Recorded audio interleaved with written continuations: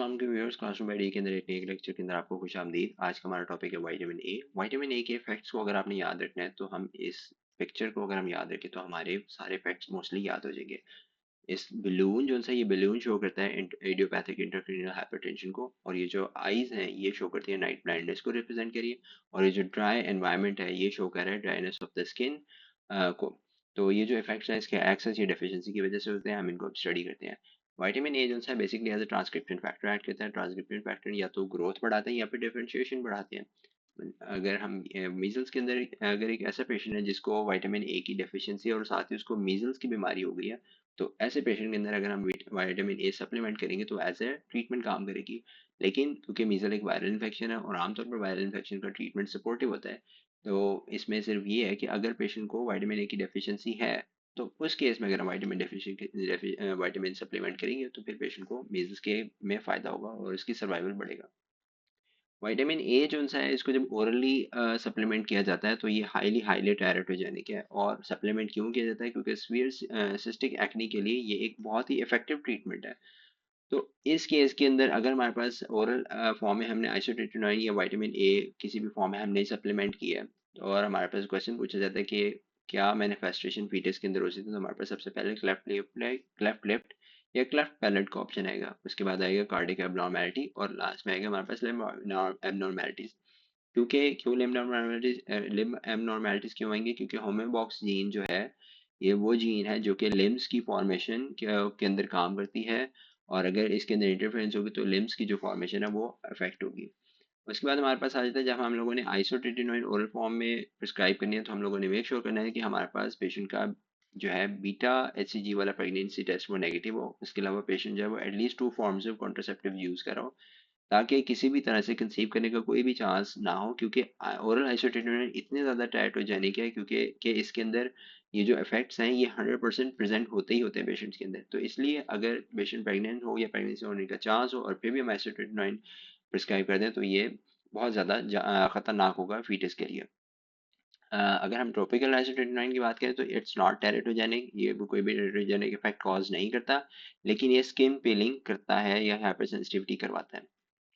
All ट्रांसरेटिनोइक acid जो है ये एज ए मेडिसिन यूज होती है एक्यूट प्रोमाइलोसिटिक ल्यूकेमिया के अंदर।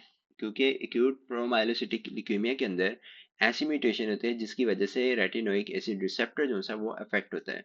तो वो जब रिसेप्टर अफेक्ट होता है हम उसके अंदर अगर और ट्रांसरेटिनोइक एसिड देते हैं तो पेशेंट को के ट्रीट होने का चांस होता है। In certain cases, her cases के अंदर ऐसा नहीं होता। अगर हम डेफिशिएंसी की बात करें तो आमतौर पर जो विटामिन ए की डेफिशिएंसी वो रेयर होती है क्योंकि लिवर के अंदर इसके स्टोरेज काफ़ी ज़्यादा होता है।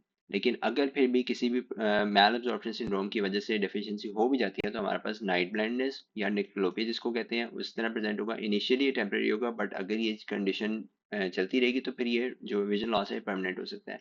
उसके बाद हमारे पास स्क्वेमस मेटाप्लेजिया होता है और इम्यून डेफिशिएंसी होती है। स्क्वेमस मेटाप्लेजिया में ये है कि जैसे स्क्वेमस एपिथेलियम है किसी भी ऑर्गन के अंदर, आम जैसे कि आइज के अंदर या कंजक्टिवा के अंदर, वो चेंज होके क्यूबॉइडल एपिथेलियम के अंदर कन्वर्ट हो जाए किसी भी प्रॉब्लम की वजह से, या कोलमनर के अंदर चेंज हो जाएगी तो हम इसको कहेंगे squamous metaplasia. White hot spot जो है ये एक आइज के अंदर कंजक्टिवा में साइड पे करके फोमी अपीयरेंस होती है, और ये जो से हैं कैरेटिन डिब्रीज और फोमी अपीयरेंस के साथ है। ये स्क्वेमस मेटाप्लेजिया के साथ जो है ये एसोसिएटेड है, और यहाँ पे व्हाइट कलर का फॉर्म समझते हैं, इसको कहते हैं वाइट हॉट स्पॉट, और ये विटामिन ए डेफिशिएंसी के साथ एसोसिएटेड है। उसके बाद अगर विटामिन ए की एक्सेस हो तो विटामिन ए की एक्सेस उन पेशेंट के अंदर होगी जो किसी ऐसे एरिया में रह रहे हैं जहाँ पे एनिमल या बेयर लिवर या एनिमल फूड डाइट बहुत ज़्यादा यूज़ कर रहे हैं, पर्टिकुलरली एनिमल का लिवर बहुत ज़्यादा कंज्यूम कर रहे हैं। क्योंकि लिवर जो है इज़ अ बहुत इफेक्टिव जो स्टोर होता है विटामिन ए का। तो अगर पेशेंट का वो लिवर या किसी भी एनिमल का वो लिवर बहुत ज़्यादा कंज्यूम कर रहे हैं तो ऐसे केस के अंदर एक्यूट या क्रॉनिक टॉक्सिसिटी होने के चांसेस होंगे। इसके अंदर क्या होगा, हमारे पास दो इफेक्ट्स हैं जो हम लोगों ने याद रखने। एक है हेपाटोटॉक्सिसिटी और दूसरा ये कि स्यूडोट्यूमर सेरेब्राई, जिसको हम इडियोपैथिक इंट्राक्रेनियल हाइपरटेंशन भी कहते हैं।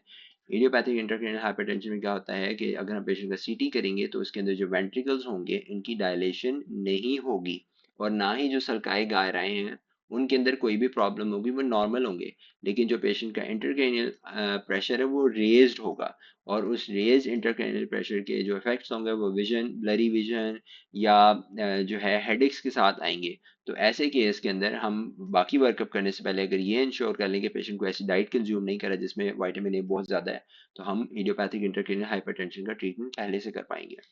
तो ये सारे इसके हाई यील्ड पॉइंट्स हैं। हाई यील्ड पॉइंट सिर्फ यहीं तक हैं, ये सारे अगर हम कवर हो जाते हैं तो आपका most of the vitamin A deficiency vitamin A cover हो जाएगा। थैंक यू, अगले लेक्चर में मुलाकात होगी। अल्लाह हाफिज़।